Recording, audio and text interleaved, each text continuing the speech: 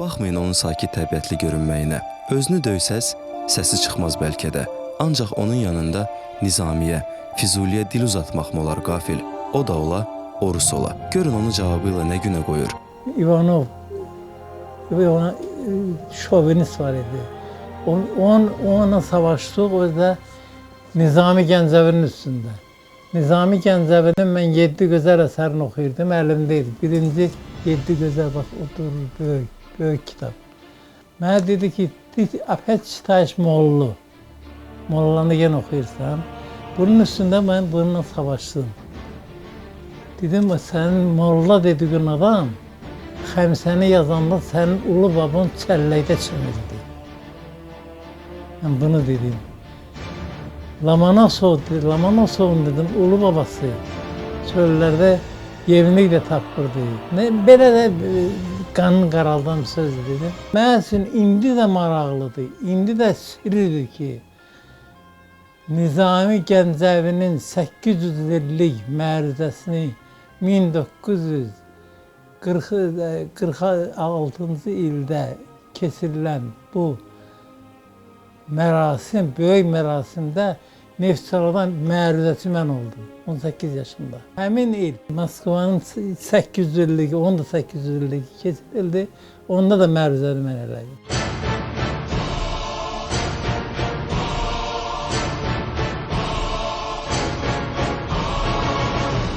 İmamverdi Əbilov təkcə pedaqoji fəaliyyətlə kifayətlənmir. O bu uzun ömrünü boş keçirmir. Neçə kitabların, o cümlədən ilk kitabı olan Ömrün Dan Qızartısından Qürub Şəfəqlərinədək əsəri olmaqla xeyli kitabın müəllifidir. Bu kitablarda ədəbiyyatımızın problemləri qaldırılır. Məsələnin çıxış yolları qoyulurdu. Ömrün Dan Qızartısından Qürub Şəfəqlərinədək. Bu samballı kitabdır, 300 səhifədən, 4 səhifədən artıqdır. 22 kitabdır da, hamısında da təlim yox, tərbiyə. Tərbiyəni də bədii dildə, inandırıcı dildə, faktlarla, həyatı hadisələrlə, quru danışıq yox, nəsihət vermək yox. Məndə bunlar yoxdur. Onun Şəhidlər Mehrabı Rəhmət Duası kitabı var ki, ümumilikdə şəhidlik mövzusuna, xalqımızın ən dərin, bəlalı, ən yadda qalan və ağır günlərini xatırladan bir mövzudur. Bu kitabı elə belə oxumaq olmur. Yəni kitabı oxuduqca baxırsan ki, bu insan o qədər dərin zəka, düşüncə, qabiliyyət sahibidir ki, ondan ancaq öyrənəsən. Bu lampa işləsə hər adamda olmazdı, olardı birinci katibidir. Mən bu şəraitdə Cəfər Cabbarını oxumuşam. Bax, and olsun Allaha, ancaq o kitablar, Səməd Vurğunun ilk ən çox sevilən kitabı Azad İlham olur. Azad İlhamı əvvəldən axırda onunla oxumuşam.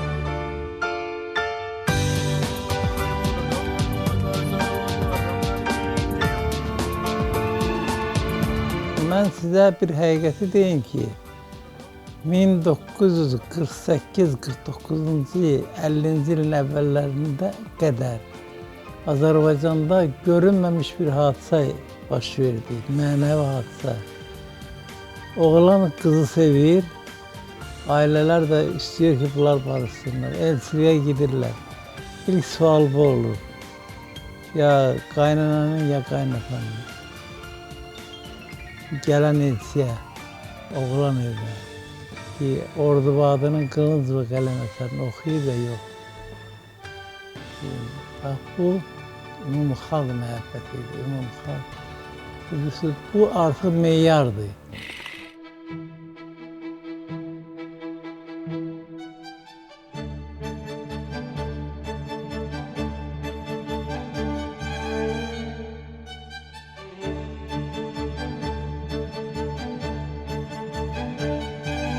Əlifba dünyaya açılan ilk pəncərədir insan üçün. Amma əlifbaya elə mətnlər salmışdı. Mən oxuyurdum, təəccüb edirdim.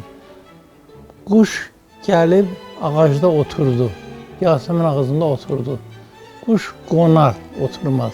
Və biz müsabiqə elan elədik ki, dəstəklər dəyişilsin. İsmail Şıxlı ilə. Biz nə qədər kitabları bıraq elədik. Nizami Gəncəvidən yazan adam, onu izah edən adam Fərhadın ölümünü yazmır ki, Fərhad belə faciəli şəkildə öldü. Yazır ki Fərhadın qəfildən ürəyi partladı. Ürəyi partladı axı. O ədəbi sözlə deyil, lirik planda gedən hadisələri izah eləmək üçün, açmaq üçün kifayət eləməyən ifadədir ki, onu da gətirmişik. Çox səmimi və qayğıkeş.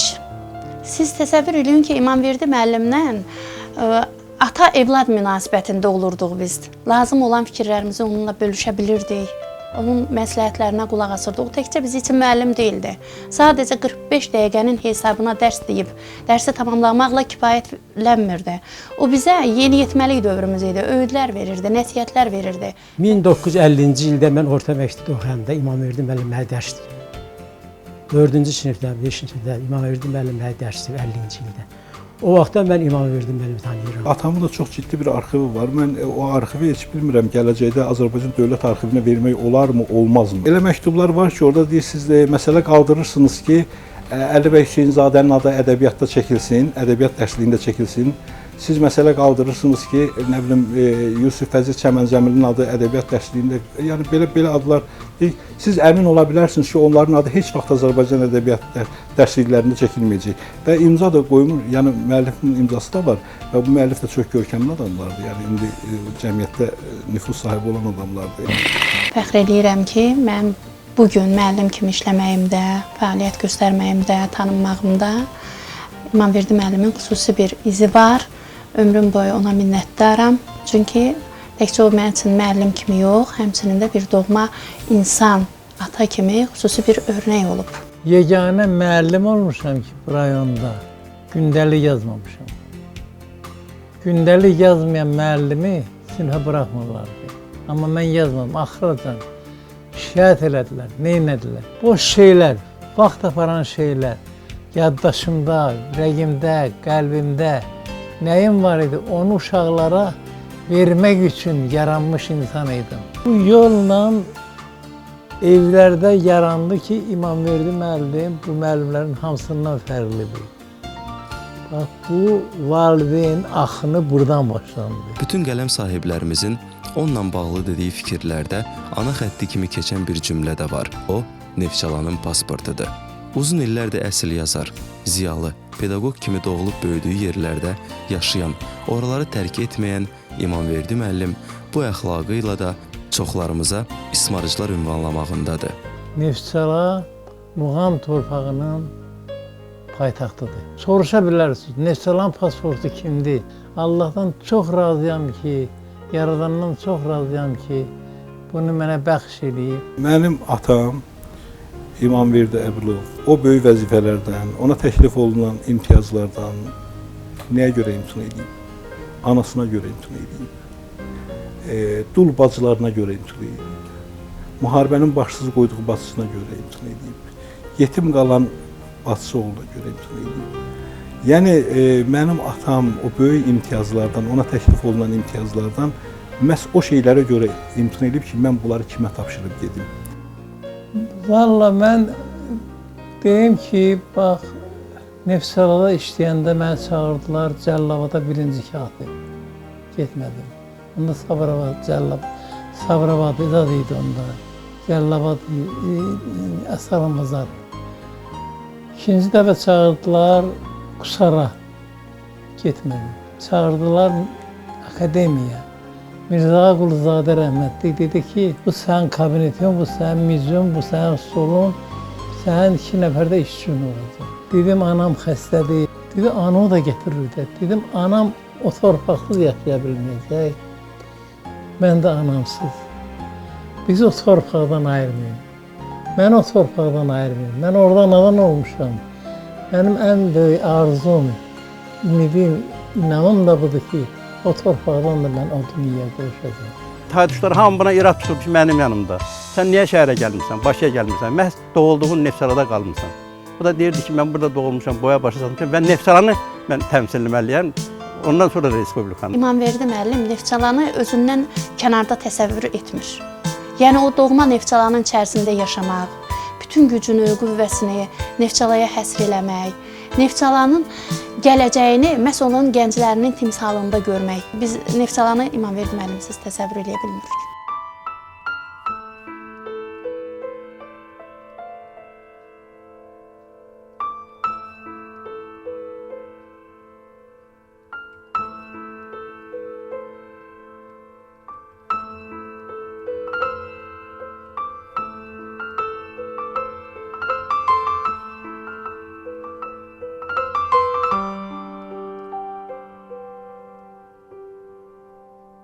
Fransanın səfiri Neftçalada Novruz bayramını dədəmlə bir yerdə keçirdir.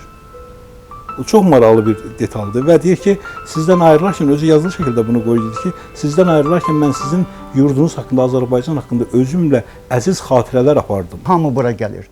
Bu kişi ilə görüşə gəlir. Hamı bu ocağa gəlir. Allah nurundan buna çoxlu bəxşişlər bəxş olunur. Ona görə bu sevilir bu insan. Bu sadəliyi ilə, bu gözəlliyi ilə.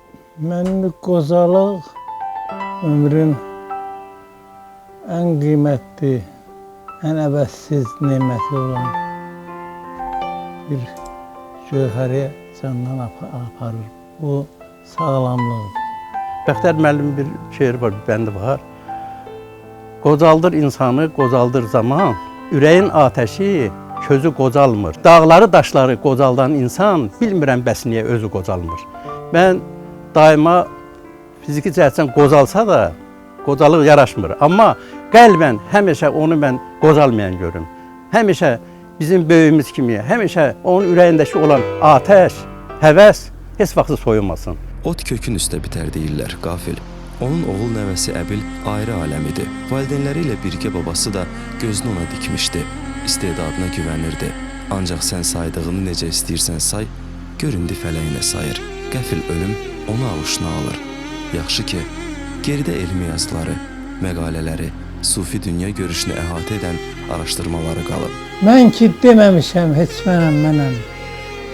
Allah, mən ki sənin acizən mənəm. Qəlbimə danışdım hər gün. Anlaya bilmədi o da dərdini. Yoxdan yaratmışsan məni sən özün. Ya məni yox elə, ya da dərdini. 14 günün içərisində oldu. Anadan olduğu gündən son nəfəslərə qədər bir yanım ağrıdı demədi. Bu qəza məni sarsıtdı, qəza mənə bir dünyalıq qəm gətirdi, bir dünyalıq qəm, bir dünyalıq qəm. Xəstələnməsə heç bir şey yox. Mənim bir adətim hər gün gecə onsuz yata bilmirəm, yuxum olmur mənim. Başıma yorğanı çəkib ağlamaq mənim üçün elə tələsirəm ki, gecə tez olaydı. Əbil gələydi, ona xəyalən söhbət edəydi.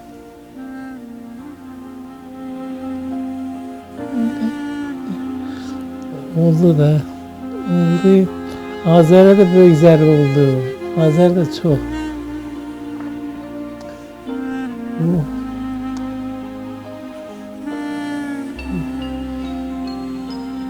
Qardaşım oğlu Əbil var idi. Yəni bir 24 yaşında bir mütəfəkkir idi. Yəni bu da bir taleyin bir töhfəsi və bir itkisi oldu ki, yəni biz bunu yaşadıq. O enerjini əslində o bizə ötürdü. O enerji mən bilirəm ki, ötürülüb, artıq ötürülüb. Bəlkə də artıq o enerji onun özündə yoxdur. Bəlkə də o enerji artıq onun özündə başqa şəkildədir. Amma o bizə o enerjini, özündə olan enerjini, özündəki o məfkurəni, bilirsən, o bizə Məhəmməd Hadini öyrətdi. O bizə Hüseyin Cavidə öyrətdi, o bizə Əli bəy Hüseynzadəni öyrətdi. O bizə vətəni sevməyi öyrətdi. O bizə vətən hardan başlayır və harda bitir, bunu öyrətdi. Kövrə ürəyi var onun ki, bir adam gəlib onunla o dolanışığı barəsində və ya bir vəziyyəti barəsində, bir ağır vəziyyəti haqqında danışanda başlayır ağlamağa, kövrəlir. Həmişə dayaq olub. Bu kimsəsizlərə, aşağı təbəqələrə, işi düşənlərə, onun daxili hörmətini, daxili insanlığından irəli gələn bir keyfiyyət.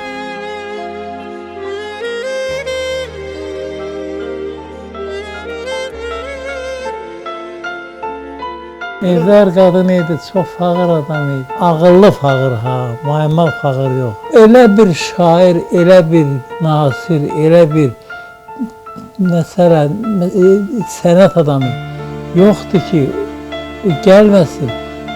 Elələri yox idi ki, onlara o bir xörək hazırlamasın, bir çay verməsin. Xəstəliyi Hər cür marifət etdim, hər cür xərab aldım. Deyirəm, yaxşı ki bu dünyada Allah Taala insana göz yaşı verir. Yoxsa Allah Taala zalimdir, Allah Taala adildir. Hər şeyin bir əlacı var. Gördüyünüz bu evdə, həyətdə kimlər olmayıb? Azərbaycanın ən tanınmış, ən məşhur, ən istedadlı şairləri, yazıçıları, jurnalistləri, rəssamları, alimləri bu evdə qonaq olub.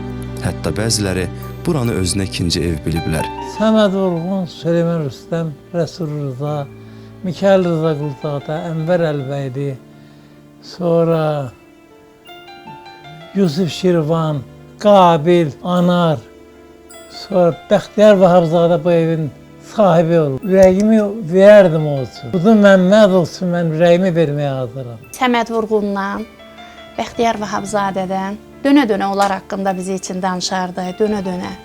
Onlarla olan şəkillər, onların səs yazmaları, səs lentləri, məktublar onlarla bağlı o qədər həvəslə danışardı ki, biz elə bilərdik ki, biz də orada olmuşuq, biz də onların əhatəsində idik. Mən İmamverdi müəllimlə çox olmuşam. Çox. Və əsasən yazıçılar, şairlər İmamverdi müəllimlə çox gəlir.